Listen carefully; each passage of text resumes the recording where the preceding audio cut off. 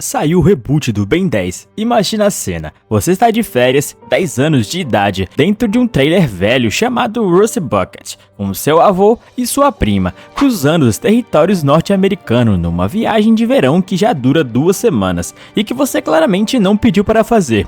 Você tem o rosto grudado na janela, e aí um meteoro risca a atmosfera e some na floresta lá na frente. E você, com 10 anos, entediado, sem nada melhor para fazer, decide ir lá ver o que é. Essa é a cena de abertura do novo quadrinho de Ben 10. Ela é bem familiar, porque é, mas o que acontece é, a partir dali, não é nada do que você está esperando. O Omnitrix que Ben encontra nessa versão não parece com um relógio esportivo verde, parece com uma coisa viva, e se prende ao pulso dele como um organismo se fundindo com o seu hospedeiro. E a primeira transformação, que no desenho animado original era a cena de triunfo com chamas e confiança, aqui é apresentado como terror, ossos se esticando, carne se reformando, e o menino tenta gritar enquanto o corpo se transforma. Ben 10 voltou, só que voltou diferente. A espinha dorsal da história permanece intacta. Benjamin Kirby Tennyson tem 10 anos, está de férias de verão numa viagem de trailer com o avô Max e a prima Gwen. Um meteoro cai perto do acampamento deles. Ben investiga, encontra o Omnitrix e o dispositivo se prende ao seu pulso. E a partir daí, nada é mais simples. Os 3 personagens centrais estão presentes e reconhecíveis. Ben, impulsivo e curioso, Gwen, inteligente e cética, e o avô Max, o misterioso e protetor. A dinâmica entre os 3, que sempre foi o coração emocional da série, está preservada. Os aliens também estão lá. 4 braços aparecem na edição 1 como a primeira transformação de Ben. O Hit Blast e o Diamond Head e outros fazem parte do Omnitrix. Os vilões clássicos na franquia, incluindo Vilgax, que os fãs vão querer ver, estão confirmados para aparecer nos próximos arcos. O que mais chama a atenção na edição 1 é o tom. A série animada original era uma aventura de ação para crianças, colorida com humor constante e consequências limitadas. O quadrinho de 2026 é classificado como material para adolescentes, a primeira vez na história da franquia que uma produção de Ben 10 foi explicitamente direcionada ao público mais velho. O resultado é uma história que trata os mesmos eventos com uma gravidade completamente diferente. A transformação em 4 braços não é apresentada como um poder legal que Ben aprende a usar. É apresentada como algo aterrorizante. O corpo de um menino de 10 anos se deformando em algo não humano, sem controle e sem entender o que está acontecendo. O Omnitrix em si foi redesenhado para refletir isso. Não aparece como um relógio esportivo de ficção científica.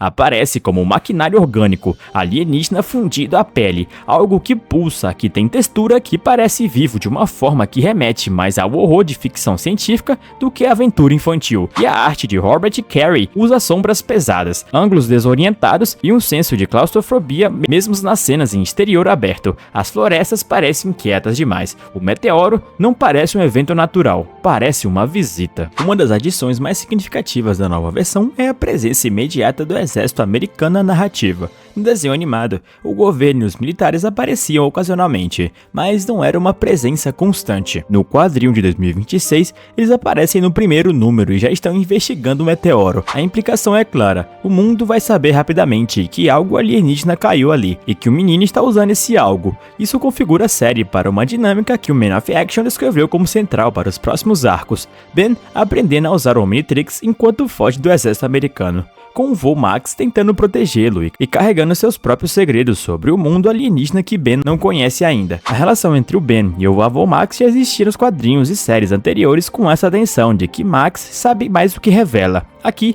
ele está na frente, desde o primeiro número com mais peso do que antes, um elemento que críticos e leitores destacaram consistentemente nas resenhas. A edição 1 tem influências claras de horror cósmico, especificamente do tipo associado à ficção científica que trata o universo como algo vasto, indiferente e aterrorizante. O meteoro não é só um veículo de entrega do Omnitrix, é descrito e desenhado como algo que veio de muito longe, que carrega consigo uma sensação de antiguidade e estranheza que o mundo humano não tem capacidade de processar completamente. A tecnologia alienígena não parece tecnologia, parece magia incompreensível. Isso não significa que a série virou um horror adulto. Os elementos de aventura e humor estão presentes. Ben ainda faz coisas impulsivas de criança de 10 anos. Gwen ainda o chama de idiota e o avô Max ainda cozinha comidas horríveis. Mas o universo ao redor deles é apresentado como muito maior, muito mais perigoso e muito menos compreensivo do que o universo da série animada sugeria. E essa sensação que existem coisas além da compreensão humana agindo no pano de fundo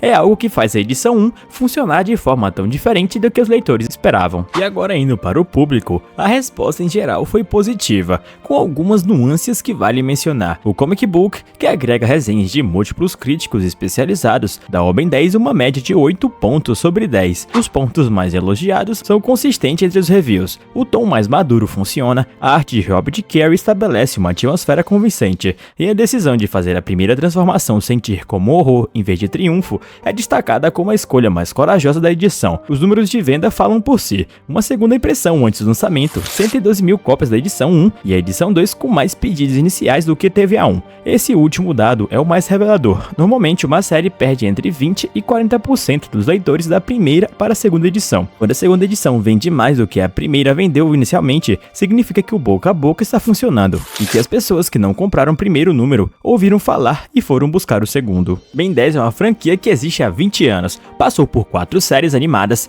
2 filmes live actions, um reboot, vários videogames e um império de licenciamentos. E em todo esse tempo, os 4 homens que criaram o personagem nunca tiveram controle criativo total sobre ele. Esse quadrinho é diferente. O coletivo criativo do Man of Action criou o fenômeno Ben 10 em 2005 para o Cartoon Network, alcançando um valor estrondoso de 3 bilhões de dólares em licenciamentos. Agora, o novo quadrinho lançado pela Dynamite Entertainment marca a primeira vez que o grupo possui total liberdade criativa sobre o personagem, e o Man of Action fazendo Ben 10 do jeito que eles queriam fazer desde o começo, sem rede de televisão aprovando cada decisão, sem comitê executivo pedindo mais humor aqui e menos violência ali. O resultado é surpreendente, é uma versão de Ben 10 que não tenta agradar todo mundo, ao mesmo tempo tomou uma decisão de tom e executou com convicção. Se você cresceu com Ben 10 e quer ver onde essa história vai, esse é o momento de entrar. Se você nunca assistiu nenhuma série, mas curte ficção científica com influências de horror e um herói de 10 anos aprendendo que o universo é muito maior e mais assustador do que parecia,